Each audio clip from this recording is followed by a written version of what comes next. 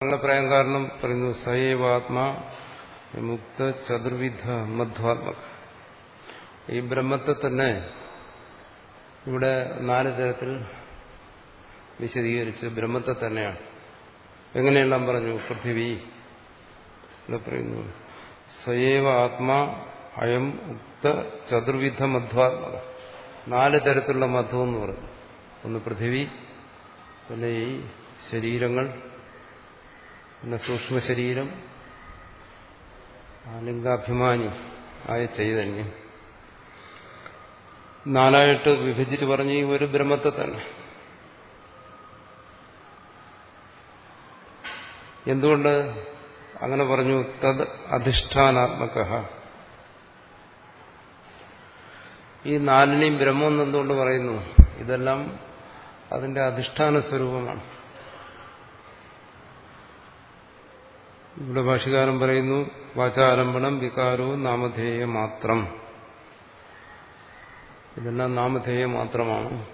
ഇവ ഇങ്ങനെ പരസ്പര കാര്യകാരണ ബന്ധത്തിൽ ഇവിടെ നിലനിൽക്കുന്നു എന്നെല്ലാം പറയുമ്പോൾ ഇതിന് സ്വതന്ത്രമായൊരു നിലയുണ്ടെന്ന് കരുതണ്ട. ഇത് അതിന്റെ അധിഷ്ഠാന രൂപമാണ്. ഇതിനെന്തുകൊണ്ട് ഇത് അധിഷ്ഠാന രൂപം എന്നെന്തുകൊണ്ടാണ് പറയുന്നത്? ഇവിടെ 2 കാര്യങ്ങളെക്കുറിച്ച് പറയുന്നു. ഒന്ന്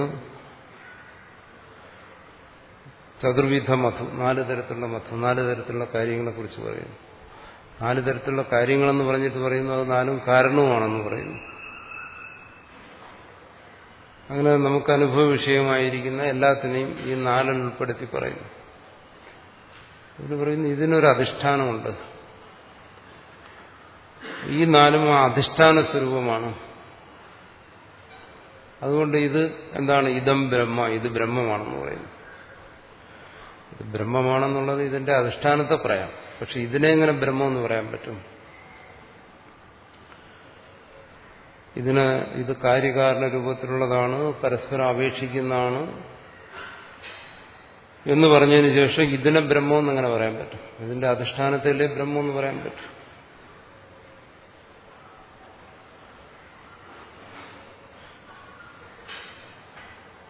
അതുകൊണ്ട് പറഞ്ഞു ഇത് തദധിഷ്ഠാനാത്മക. ഇതെല്ലാം അധിഷ്ഠാന സ്വരൂപം തന്നെ. അധിഷ്ഠാനം എന്ന് പറയുന്നതാണ്. അതിനാണ് പറഞ്ഞത് അത് സ്വപ്ന ദൃഷ്ടാന്തത്തിലൂടെ മനസ്സിലാക്കാൻ എളുപ്പമാണ്. സ്വപ്ന ദൃഷ്ടാന്തത്തിൽ എന്തൊക്കെ അനുഭവപ്പെട്ടോ അതെല്ലാം സ്വപ്ന ദൃഷ്ടാവ് തന്നെ. വേറെ എന്തെങ്കിലും അവിടെ വന്നു? അവിടെ ആനയോ കുതിരയോ എന്തെങ്കിലും വന്നു? ഒന്നും വന്നില്ല. അവിടെ പലതരത്തിൽ അനുഭവപ്പെട്ടു. അത് തമ്മിൽ പരസ്പരം കാര്യകാരണ ബന്ധമുണ്ട്. എല്ലാം ആയിക്കോട്ടെ. പക്ഷെ അവിടെ സ്വപ്ന ദൃഷ്ടാവല്ലാതെ രണ്ടാമതൊരു വസ്തു അവിടെ ഉണ്ടായിരുന്നു? ഇല്ല.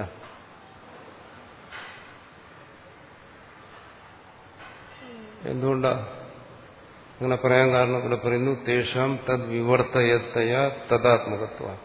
എന്തുകൊണ്ടാണ് പറയുന്നത് സ്വപ്നത്തിൽ കണ്ടതെല്ലാം സ്വപ്ന ദൃഷ്ടാവ് മാത്രമാണ്? യുക്തി കൊണ്ട് ചിന്തിച്ചാലും സ്വാനുഭവത്തിലായാലും അതിനെക്കുറിച്ചൊക്കെ ഒന്ന് ഓർമ്മിച്ച് നോക്കിയാലും എല്ലാം ബോധ്യപ്പെടുന്ന കാര്യമാണ്. അവിടെ ദൃഷ്ടാവ് മാത്രമേ ഉള്ളൂ. എന്തൊക്കെ അനുഭവപ്പെട്ടോ അതെല്ലാം ആ ദൃഷ്ടാവ് തന്നെ. സ്വപ്നത്തെ അത് മനസ്സിലാക്കാൻ എളുപ്പമാണ്. ഇവിടെ എങ്ങനെ അത് ശരിയാകും? സ്വപ്നത്തെ എന്തുകൊണ്ടാണ് ദൃഷ്ടാവ് മാത്രമെന്ന് പറയുന്നത്? സ്വപ്നത്തിൽ ദൃശ്യമായതെല്ലാം ആ ദൃഷ്ടാവിൽ വിവർത്തമാണ്. വിവർത്തം എന്ന് വെച്ചാൽ ദൃഷ്ടാവിൽ അനുഭവപ്പെട്ടതാണ്, കാണപ്പെട്ടതാണ്. അവിടെ അല്ലാതെ വേറെ അവിടെ വിശേഷം എന്തെങ്കിലും ഉണ്ടായോ? വിശേഷമൊന്നും ഉണ്ടായില്ല. ദൃഷ്ടാവിൽ അനുഭവപ്പെട്ടതാണ്, ഒരനുഭവം. അപ്പോൾ ഇവിടെ ഈ അനുഭവപ്പെടുന്ന പൃഥിവിയാദികൾ ഇതും ഒരു അനുഭവമല്ലേ? അനുഭവം എന്നുള്ള നിലയ്ക്ക് സ്വപ്നവും ഇതും തമ്മിൽ എന്താ വ്യത്യാസം? സ്വപ്നവനുഭവം, ഇതും ഒരു അനുഭവം. സ്വപ്നത്തിലുണ്ട് പരസ്പര കാര്യകാരണഭാവം, ഇതും പരസ്പരം കാര്യകാരണ ബന്ധത്തിൽ സ്ഥിതി ചെയ്യുന്നു. ദൃഷ്ടാവിൽ അനുഭവപ്പെട്ടതുകൊണ്ടാണ് സ്വപ്നത്തെ നമ്മൾ പറയുന്നത് വിവർത്തം എന്ന് പറയുന്നത്. ആ സ്വപ്നത്തെ കണ്ട ദൃഷ്ടാവിൽ അത് അനുഭവപ്പെടും.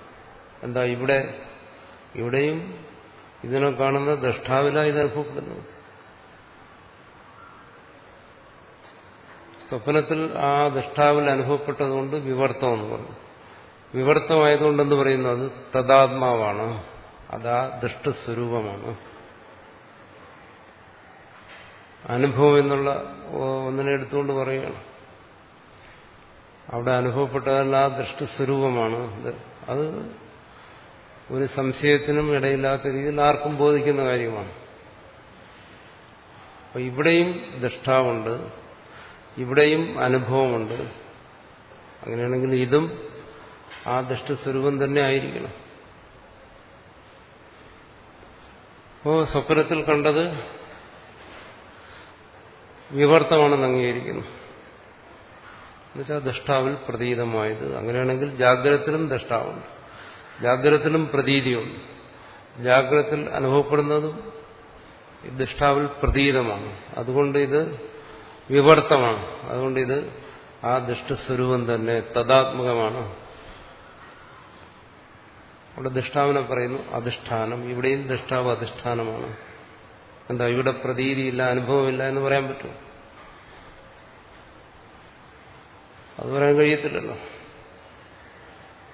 ഇവിടെ അനുഭവിക്കുന്നത് പോലെ അല്ല അവിടെ അനുഭവിച്ചതെന്ന് പറയാൻ പറ്റും. ആ അനുഭവ സമയത്ത് ഇതുപോലെ തന്നെ അത് അനുഭവിച്ചത്. ഇവിടെ എന്തെല്ലാം വിശേഷതകളുണ്ടോ അതെല്ലാം അവിടെ ഉണ്ടായിരുന്നു. അതുകൊണ്ടാണ് അതിനെ ദൃഷ്ടാന്തമായി ചിന്തിക്കാൻ പറയുന്നത്. ഇത് സ്വപ്നമെന്നല്ല പറയുന്നത്, ഇത് ജാഗ്രത തന്നെയാണ്.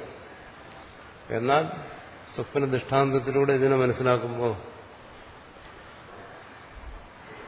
സ്വപ്നത്തിൽ കണ്ട എല്ലാത്തിനെയും കുറിച്ചും പറയുന്നു എന്താണ്?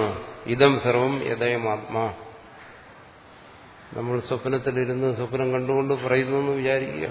പറയും ഈ കാണുന്നതല്ല, ഈ ദൃഷ്ടാവ് തന്നെ. ഒരാൾ സ്വപ്നത്തിൽ അത് വിവർത്തമാണെന്ന് മനസ്സിലാക്കുകയാണെങ്കിൽ അയാൾക്ക് പറയാമല്ലോ ഇതല്ല, ഈ ദൃഷ്ടാവ് തന്നെ. അതിന് കാരണം പറയുന്നത് അത് വിവർത്തമാണ്. വിവർത്തം അധിഷ്ഠാന സ്വരൂപമാണ്. ഈ ദൃശ്യത്തെ വിവർത്തത്തിന് നമ്മൾ ഉപയോഗിക്കുന്ന മറ്റൊരു വാക്കാണ് മിഥ്യ. പര്യായ ശബ്ദമാണ് മിഥ്യ എന്ന് പറയുന്നത്. അപ്പോൾ ദൃശ്യത്തെ ഒരു സ്ഥലത്ത് മിഥ്യയാണ് അല്ലെങ്കിൽ വിവർത്തമാണ് എന്ന് പറയുന്നത് എന്തിനു വേണ്ടി പറയുന്നത്? അത് അധിഷ്ഠാന സ്വരൂപമാണെന്ന് ബോധിപ്പിക്കാൻ വേണ്ടിയിട്ടാണ്.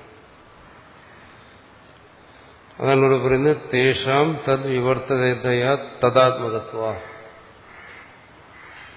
അത് സ്വപ്നത്തിലായാലും ശരി ജാഗ്രതത്തിലായാലും ശരി ദൃശ്യമായത് അനുഭവവിഷയമായിരിക്കുന്ന ഈ ചതുഷ്ടയം ചതുർവിധ മധു എവിടെയായാലും ശരി അത് വിവർത്തമാണ് എന്ന് പറയുന്നുണ്ടെങ്കിൽ അത് പറയുന്നതിന്റെ ഉദ്ദേശം അത് മിഥ്യയാണ് എന്ന് പറയുന്നുണ്ടെങ്കിൽ അതിന്റെ താല്പര്യം, അങ്ങനെ പറയുന്നതിന്റെ താല്പര്യം അത് തദാത്മകമാണ്. എവിടെയാണോ അത് അനുഭവപ്പെടുന്നത് തത്സ്വരൂപമാണെന്ന് മനസ്സിലാക്കി തരാൻ വേണ്ടിയിട്ടാണ്. അത് സ്വപ്നത്തിൽ മനസ്സിലാക്കാൻ എളുപ്പമാണ്. അവിടെ അനുഭവപ്പെട്ടതല്ല ആ ദൃഷ്ടസ്വരൂപം തന്നെ. അങ്ങനെയാണെങ്കിൽ ഇവിടെ അനുഭവപ്പെടുന്നതെല്ലാം ഈ ദൃഷ്ടസ്വരൂപം തന്നെ തത്സ്വരൂപമാണ്. ആ ദ്രഷ്ടാവിലൂടെ എന്ത് പറഞ്ഞു? പരമാർത്ഥോ ബ്രഹ്മ. അതാണ് പരമാർത്ഥമായ ബ്രഹ്മ എന്ന് പറയുന്നത്. ബാക്കിയുള്ളതോ ഇതരത്കാരം വാചാരംഭണം വികാരം എന്ന് പറഞ്ഞാൽ ബാക്കിയുള്ളതെല്ലാം വിവർത്തമാണ് അല്ലെങ്കിൽ മിഥ്യയാണ് എന്ന് പറഞ്ഞാൽ തദാത്മകമാണ്. എന്തെല്ലാം ഇവിടെ അങ്ങനെ അനുഭവപ്പെടുന്നു അതെല്ലാം തത്സ്വരൂപമാണ്. തത്വമസിയിൽ ആ തത്തിനെയാണ് പറഞ്ഞത് ത്വം എന്ന് പറഞ്ഞാൽ അതിനെയാണ് ആ തത്തിന്. ഇവിടെ എന്തായി? അത് സ്വസ്വരൂപമാണ്, ദൃഷ്ടസ്വരൂപമാണ്. അപ്പം വിവർത്തം അല്ലെങ്കിൽ മിഥ്യ എന്ന് പറയുന്നത് എന്തായി? അത് വിവർത്തമായതുകൊണ്ട് അതാണ് ഇവിടെ പറയുന്നത് തദ്വിവർത്തതയാ. അതിനെ വിവർത്തമായി അംഗീകരിക്കുന്നത് കൊണ്ട് തന്നെ അതിനെ എന്തായി അംഗീകരിക്കേണ്ടി വരും? സത്യമായി അംഗീകരിക്കേണ്ടി വരും. അപ്പോൾ ഈ പ്രപഞ്ചത്തെ ഇതം ബ്രഹ്മ, ഇതെല്ലാം ബ്രഹ്മമാണെന്ന് പറയണമെങ്കിൽ ഇതിനെ സത്യമായി അംഗീകരിക്കേണ്ടി വരും. എന്നുവെച്ചാൽ എങ്ങനെ വരും? സത്യമല്ല, പരമാർത്ഥത ബ്രഹ്മ, പരമാർത്ഥ ബ്രഹ്മമായി ഈ പ്രപഞ്ചത്തെ സ്വീകരിക്കേണ്ടി വരും. ഈ പ്രപഞ്ചം പരമാർത്ഥ ബ്രഹ്മമാണ്. അതിനു വേണ്ടിയിട്ടാണ് ഇതിനെ വിവർത്തമെന്ന് പറയുന്നത്. അല്ല നമ്മൾ ധരിക്കുന്നത് പോലെ ഇത് മിഥ്യയാണ് എന്ന് പറഞ്ഞിട്ട് ഇതിനെ ബ്രഹ്മത്തിൽ നിന്ന് ബഹിഷ്കരിക്കാൻ വേണ്ടിയിട്ടല്ല.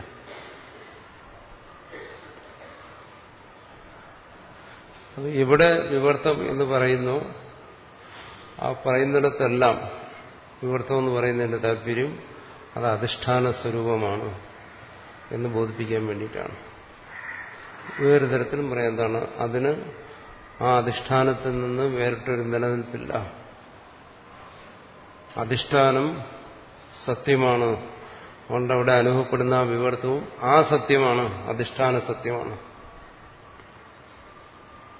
അതുകൊണ്ടാണ് പറയുന്നത് ആ ബ്രഹ്മം എങ്ങനെയാണോ ബ്രഹ്മമായിരിക്കുന്നത്, സത്യമായിരിക്കുന്നത്, പരമാർത്ഥമായിരിക്കുന്നതാണ് ഭാഷകാരൻ പറയുന്നത് പരമാർത്ഥത ബ്രഹ്മം. അതുപോലെ ഈ പ്രപഞ്ചവും പരമാർത്ഥമായിരിക്കുന്നു, ബ്രഹ്മമായിരിക്കുന്നു. അല്ല ഇവിടെ സത്യമായ ബ്രഹ്മം മിഥ്യയായ ജഗത്തെന്ന് വേർതിരിക്കാൻ ഒക്കത്തില്ല. ബ്രഹ്മത്തിൽ നിന്നും മിഥ്യയായ ജഗത്തിനെ ആർക്കും വേർതിരിക്കാൻ ഒക്കത്തില്ല. അങ്ങനെ വേർതിരിക്കാൻ കഴിഞ്ഞാൽ രജ്ജുവിൽ നിന്ന് സർപ്പത്തിനെ വേർതിരിക്കാൻ കഴിയും.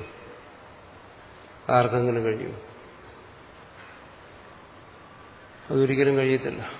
ആരും രജ്ജുവിൽ നിന്ന് വേറിട്ടൊരു സർപ്പത്തെ കണ്ടിട്ടില്ല.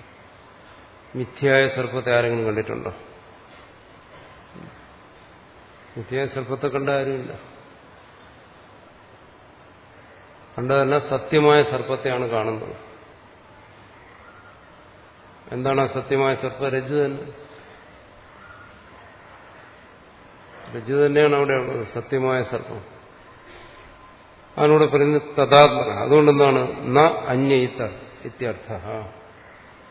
അതുകൊണ്ട് ഈ ചതുർവിധമായ മതം എന്ന് പറയുന്നത് ന അന്യഹ, ബ്രഹ്മത്തിൽ നിന്നും അന്യമല്ല. വളരെ സ്പഷ്ടമായി പറഞ്ഞിരിക്കുക. ഇതാണ് അദ്വൈതം എന്ന് പറയുന്നത്. ഏതെങ്കിലും തരത്തിൽ ബ്രഹ്മത്തിൽ നിന്ന് പ്രപഞ്ചത്തെ അന്യമാക്കുന്നത് അദ്വൈതമേ അല്ല. പക്ഷെ അങ്ങനെയാണ് അദ്വൈതമെന്ന് തെറ്റിദ്ധരിച്ചിട്ടുണ്ട്. അത് സാധ്യമല്ല. അങ്ങനെ സാധ്യമാകുകയാണെങ്കിൽ അന്ന് എന്ത് ചെയ്യും? രജ്ജുവിൽ നിന്ന് സർപ്പം പുറത്തു വരും. രജ്ജുവിനെ വിട്ടിട്ട് സർപ്പം ഇഴഞ്ഞു നടക്കാൻ തുടങ്ങും. അതൊരിക്കലും സംഭവിക്കുന്ന കാര്യമല്ല. എന്തുകൊണ്ടത് രജ്ജു തന്നെയാണ്. അതുകൊണ്ട് എന്ത് പറയുന്നു? അയം മുക്തവിധ മധ്വാത്മക തത് അധിഷ്ഠാനാത്മക. ഇത് അധിഷ്ഠാന സ്വരൂപം തന്നെയാണ്. അതുകൊണ്ടാണ് ബ്രഹ്മം സത്യമാണ്, ബ്രഹ്മം പ്രപഞ്ചം സത്യമാണ്, പ്രപഞ്ചം ബ്രഹ്മമാണ് എന്ന് ഇവിടെ ശ്രുതിയിൽ ആവർത്തിച്ച് പറയുന്നു, ഭാഷ്യകാരൻ ആവർത്തിച്ച് പറയുന്നു. അന്യഹ, ഇതിനെ ഒരിക്കലും വേർതിരിക്കാൻ സാധ്യമല്ല. ബ്രഹ്മത്തിൽ നിന്ന് ഈ പ്രപഞ്ചത്തെ ഒരു തരത്തിലും വിഭജിക്കാൻ സാധ്യമല്ല. അത് പരമാവധി പറയാമെന്നുള്ള എന്താണ്? പ്രപഞ്ചത്തെ സംബന്ധിച്ച് ഇത് മിഥ്യയാണ്, ഇത് വിവർത്തമാണ് എന്ന് പറഞ്ഞാൽ എന്താ എന്റെ താല്പര്യം? ഇത് ബ്രഹ്മമാണ്. അങ്ങനെ പറയുന്നതിന് തെറ്റില്ല. ഇത് മിഥ്യയാണ്, ഇത് വിവർത്തമാണ്. പക്ഷെ അതിന്റെ താല്പര്യം എന്താണ്? ഇത് ബ്രഹ്മമാണ്. അതാണ് പറഞ്ഞത്. സ്വപ്ന ദൃഷ്ടാന്തത്തിലൂടെ അത് മനസ്സിലാക്കണം. സ്വപ്നത്തിലെ ദൃശ്യങ്ങളെന്ന് പറഞ്ഞാൽ സ്വപ്ന ദൃഷ്ടാവ് തന്നെ. അങ്ങനെയാണെങ്കിൽ ജാഗ്രതത്തിലെ ഈ ദൃശ്യങ്ങളും ജാഗ്രത ദൃഷ്ടാവ് തന്നെ. അത് ഈ ദൃശ്യങ്ങളെ അനുഭവിക്കുന്നവൻ തന്നെ സ്വയം ദൃഷ്ടാവായി കണ്ടുകൊണ്ട് ചിന്തിച്ചാലേ അത് മനസ്സിലാകും. അല്ലാതെ താൻ ചിന്തിക്കുന്നവൻ തന്റെ മുമ്പിലൊരു ദൃശ്യത്തെയും തന്റെ മുമ്പിലൊരു ദൃഷ്ടാവിനെയും വച്ചിട്ട് ആ ദൃഷ്ടാവിലാണോ ഈ ദൃശ്യം എന്നുള്ള നിലയ്ക്ക് ചിന്തിച്ചാൽ ഇത് പിടികിട്ടത്തില്ല. ദൃശ്യം എന്തായാലും തന്റെ മുമ്പിലുണ്ട്, ദൃഷ്ടാവ് താൻ തന്നെയാണ്. ആ ഭാഗം മനസ്സിലാക്കുന്നതിന് വേണ്ടിയിട്ടാണ് സ്വപ്നത്തെ പറയുന്നത്. സ്വപ്നം കാണുന്നവന്റെ മുമ്പിൽ ഒരു ദൃശ്യവും ദ്രഷ്ടാവുമില്ല. അവൻ തന്നെയാണ് ദ്രഷ്ടാവായിരിക്കുന്നത്, അവൻ തന്നെയാണ് സ്വയം ദൃശ്യമായിരിക്കുന്നത്. അവിടെ അവന് ഞാൻ ദ്രഷ്ടാവ്, ഇതെന്നിൽ നിന്ന് അന്യമായ ദൃശ്യം, അങ്ങനെ വേർതിരിക്കാൻ കഴിയത്തില്ല. അവിടെ ദ്രഷ്ടാവ് മാത്രം. ദൃശ്യം ഇങ്ങനെ അനുഭവപ്പെടുന്നുണ്ടെങ്കിലും, ആണ് പറഞ്ഞത്, വാചാരംഭണമായി തിരിക്കുന്നുണ്ടെങ്കിലും ദ്രഷ്ടാവ് മാത്രമാണ്. അതുകൊണ്ടാണ് ഇവിടെ പറയുന്നത് എന്താണ്, ഇതം ബ്രഹ്മ. അല്ലെങ്കിൽ പിന്നെ എങ്ങനെ ഇതിനെ ബ്രഹ്മം എന്ന് പറയാൻ കഴിയും?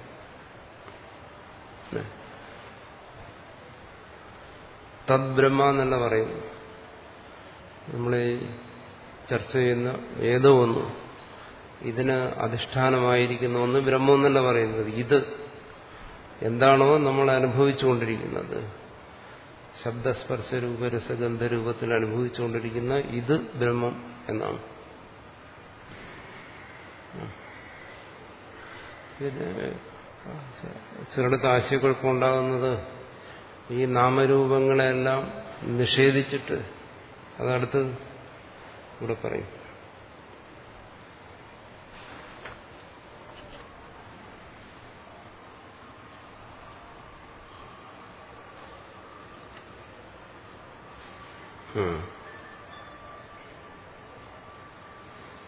പൃഥിവീം പാർത്ഥിവം ചാംസം ശരീരം സാധിദൈവതം ജാനീയ സർവം ആത്മേതി നേത്തി നേത്യുപലക്ഷണം. ഇതാണ് ചിലർക്ക് ആശയക്കുഴപ്പമുണ്ടാകുന്നത്, അദ്വൈതികൾക്ക് തന്നെ. അദ്വൈതികളെന്ന് പറഞ്ഞാൽ പല അദ്വൈതമൊക്കെ ഒരുപാട് പഠിച്ചു പാസ്സായ ആൾക്കാർക്ക് അദ്വൈതത്തിന്റെ ഭാരം ചുമക്കുന്നവർ ഈ ഭാഗം മനസ്സിലാകത്തില്ല. എന്താണ് പൃഥിവിയും ഇവിടെ പറഞ്ഞു വന്നു. ആദ്യം പറഞ്ഞല്ലോ, ഇയം പൃഥിവി സർവേഷാം ഭൂതാനാം മധു എന്ന് പറഞ്ഞ പൃഥിവി. പിന്നെ പാർത്ഥിവം ശരീരങ്ങൾ. രണ്ടാമത് പറഞ്ഞല്ലോ സർവാണി ഭൂതാനി, ശരീരങ്ങൾ ഉദ്ദേശിച്ച് പറഞ്ഞാണ്. പൃഥ്വിയും പാർത്ഥിവം ചാംസം ശരീരം. അംശം ശരീരം, സൂക്ഷ്മ ശരീരത്തെക്കുറിച്ച് പറഞ്ഞല്ലോ. അധിദൈവതം, അതിദൈവതം, അവിടെ അഭിമാനിക്കുന്ന ചൈതന്യം. അത് ഈ ഓരോ ശരീരത്തെ സംബന്ധിച്ച് വ്യഷ്ടിയിലോ സമഷ്ടിയിലോ ഈ കേവലമായി സൂക്ഷ്മ ശരീരത്തിൽ അഭിമാനിക്കുന്ന ജീവനായിട്ടോ ഹിരണ്യഗർഭനായിട്ടോ എല്ലാം എടുക്കാം. ഇതെല്ലാം എന്താണ്? സർവം ആത്മേതി ജാനീയാത് ഇവിടെ പറയുന്നു. ഇത് ഇത്രയും പറയുമ്പോൾ എല്ലാം വന്നു കഴിഞ്ഞു അവിടെ. എന്താണ്? പൃഥിവി, പാർത്ഥിവം, അംശം, അധിദൈവതം, സ്ഥൂലം, സൂക്ഷ്മം, ചൈതന്യം. ഇതിനെല്ലാം എങ്ങനെ മനസ്സിലാക്കണം? സർവം ആത്മേതി ജാനീയാത്. ഈ സർവത്തെയും ആത്മാ, ഭാഷകാരൻ അവിടെ പറഞ്ഞു പരമാർത്ഥത ബ്രഹ്മം. വാർത്തകാരൻ കുറച്ചുകൂടി അതിനെ ആത്മനിഷ്ഠമായി ചിന്തിക്കാൻ വേണ്ടി പറയുന്നു. ആത്മാ ദ്രഷ്ടാവ്. മുമ്പ് കഴിഞ്ഞ ദിവസം അതിന് പറഞ്ഞു എന്താണ്? ജ്ഞാതാവ്, വിജ്ഞാത, വിജ്ഞാതാരം, ഹരേ കേന വിജാനി. അതവിടെ ജ്ഞാതാവെന്ന് പറഞ്ഞു. ഇതെല്ലാം ആ ജ്ഞാതാവാണ് എന്നറിയണം, ബ്രഹ്മമാണെന്നറിയണം.